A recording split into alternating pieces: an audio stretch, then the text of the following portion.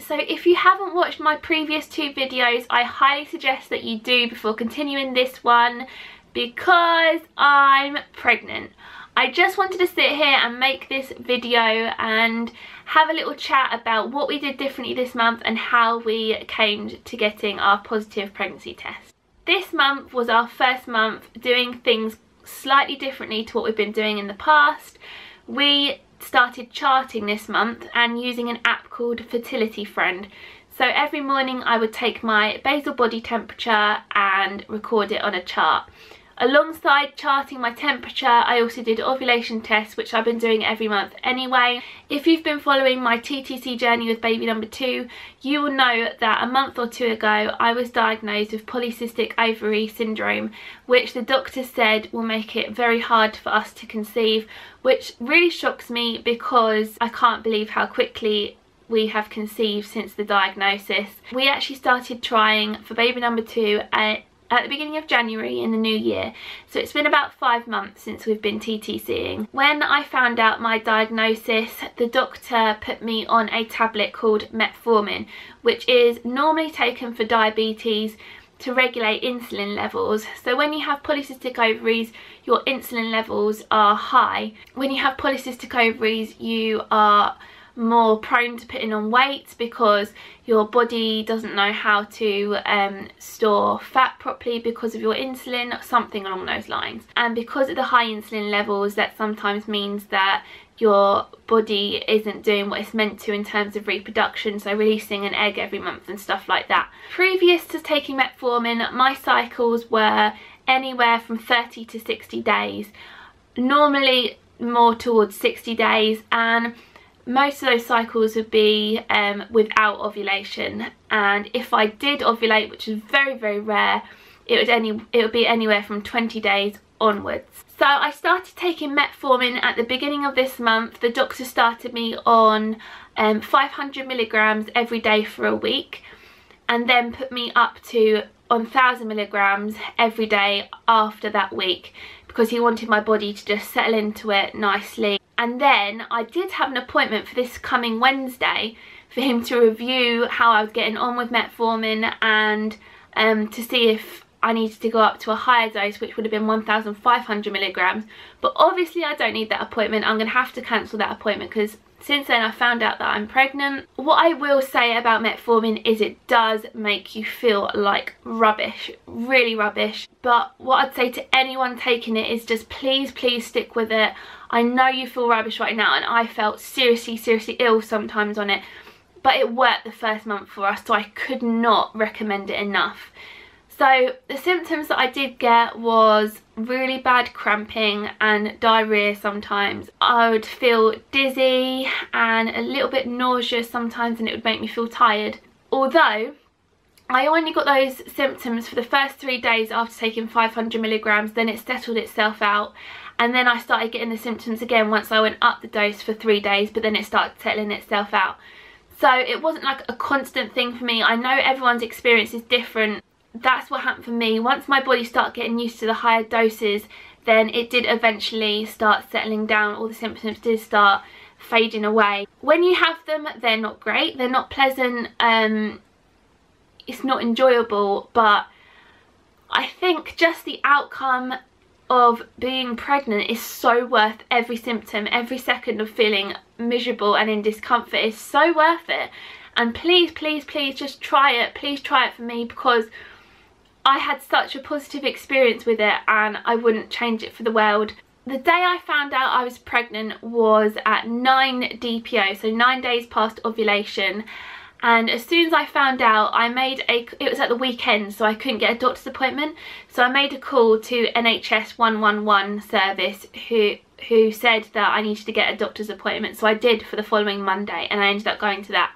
But my main concern and the reason I called 111 was because I wasn't sure whether I should continue taking Metformin while I was pregnant, whether it would do any damage to the baby or anything like that. So over the phone they said there shouldn't be a problem. There's no proven side effects or anything that could cause harm to the baby, so to continue taking it until I could get an appointment.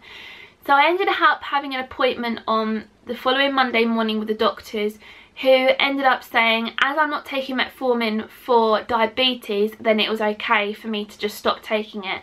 But he did say to start taking prenatal vitamins, which I'm already doing. I'm taking the Prednicare ones, and just to be careful about what I eat. So he went for all the things that I shouldn't eat, like pate, soft cheese, sushi, things like that. And at the appointment I also asked for an early scan, just because of everything that happened with Ayden and then finding my ovarian cyst really early. And I'm going to be honest, I found out really early with this pregnancy. I wasn't even 4 weeks and I found out. I think I was 3 weeks and 4 or 5 days. It just feels like I've been waiting ages and ages to get nearer to the time where it's deemed safe and viable. So I asked for an early scan, which he booked me in for, and I'm actually having an early scan on the 16th of June, where I'll be working out about 7 weeks from my dates.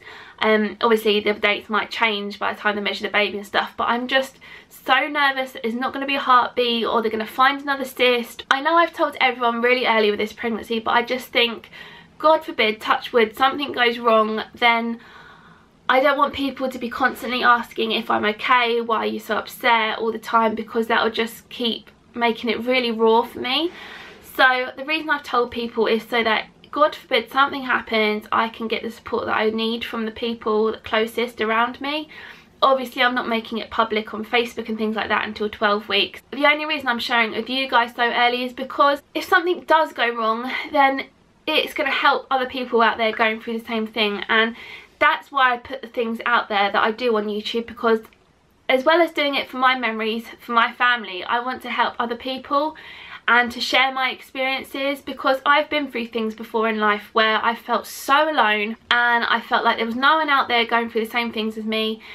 And YouTube is a place where you can share experiences and it gives you peace almost. It puts your mind at rest, because there's so many other people going through things that you go through that you don't actually realise.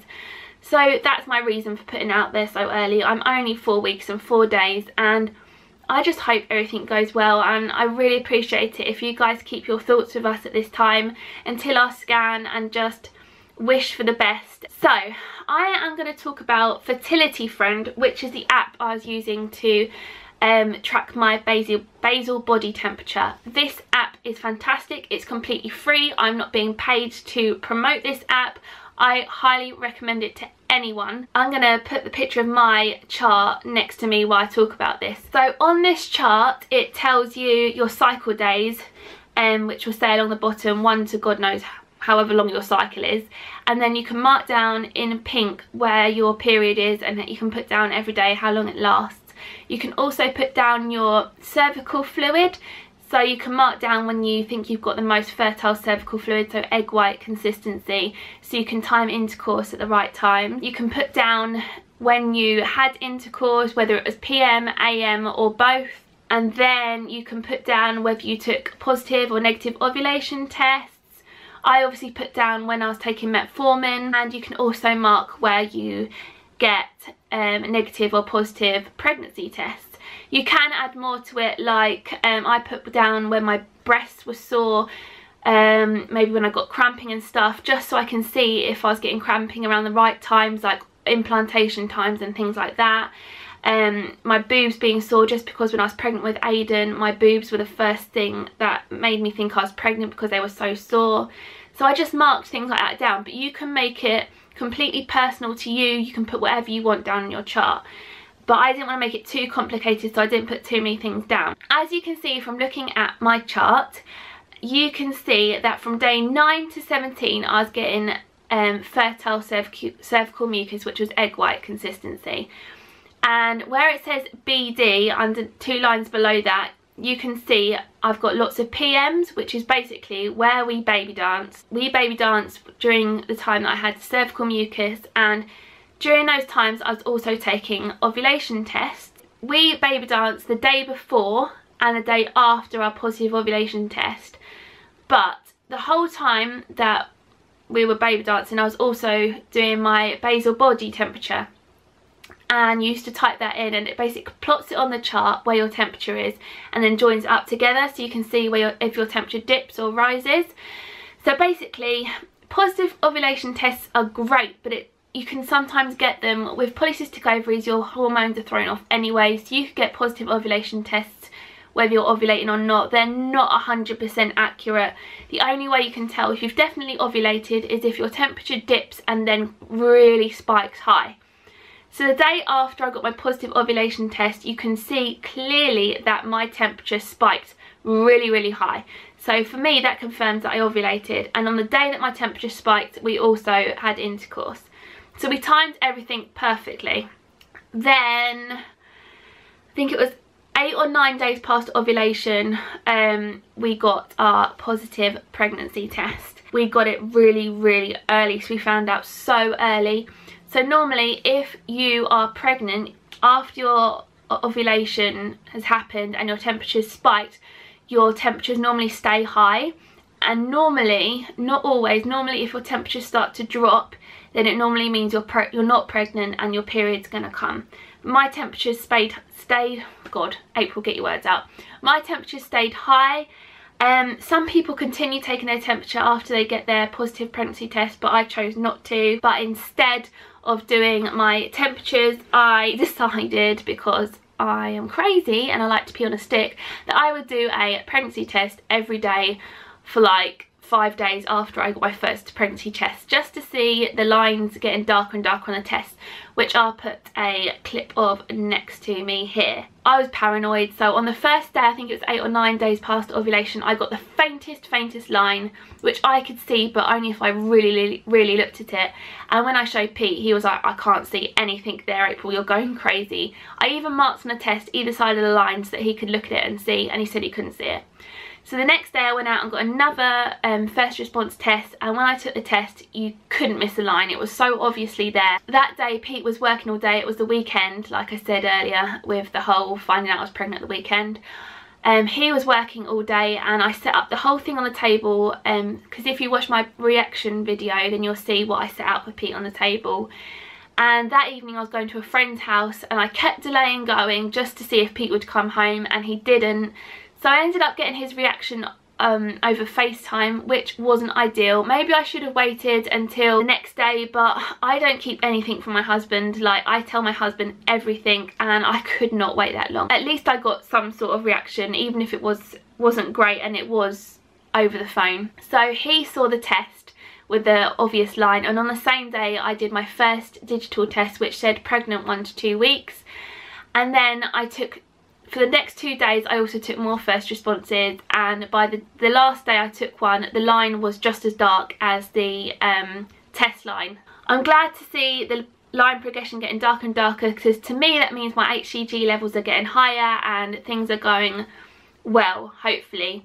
I just now need to wait until my 7-week scan just to make sure that I can see that little flickering heartbeat, and then my mind will be at rest, because they tend to say if the heart's beating fine at 6 weeks, there's a lot less chance of things going wrong up until 12 weeks. I don't know what the percentages are and what the facts and figures are, but that's what I was told of Ayden, because I think we saw his heart beating at 6 weeks, and they said there's, you know, a lot lower chance of things happening now from 6 weeks to 12 weeks. I don't know if there's much else I can talk about other than I will be finding out the gender, because I'm very impatient and can't wait. Plus I want to go shopping and I want to be prepared. I love the idea of waiting and have something to push for at the end of the pregnancy, but I'm really not that patient. I can't wait.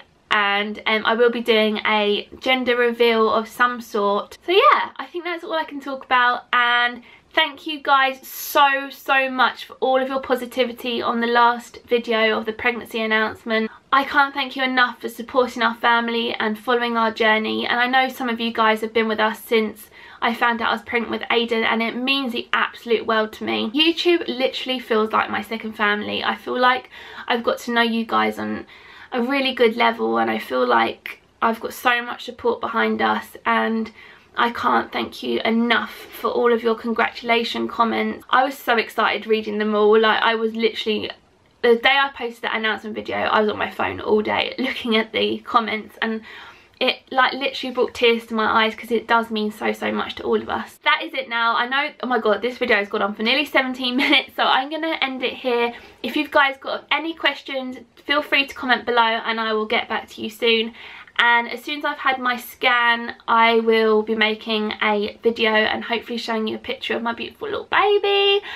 And I do plan on making weekly or bi-weekly updates on my pregnancy. Obviously I've got a 3.5-year-old, so it might be a bit tricky, but I'm going to try my best because again I want to capture the memories for this baby just like I did with Ayden. And yeah, thank you very much for watching. Bye!